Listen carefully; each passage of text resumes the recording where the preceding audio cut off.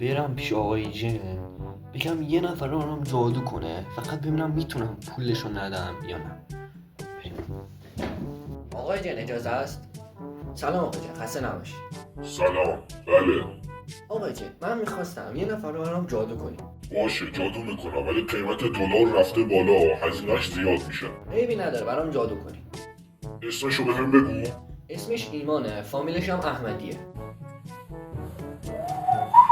الان جادو شد؟ آره الان جادو شد. خب خیلی ممنون. چند شد؟ قابلی نداره. 7 جن. الان 7 جن به پول ما میشه چند میلیون؟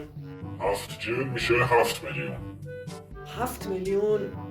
باشه چاره نیست، بفرما. مرسی. رمزت؟ 2580. این میگه که موجودی نداره. موجودی نداره؟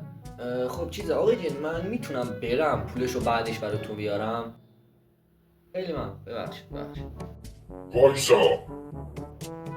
چی؟ واسه چی وایسم؟ من میدونم. من از قبل در جریان بودم. تو میخوای از من دزدی کنی آره؟ تو باید بری.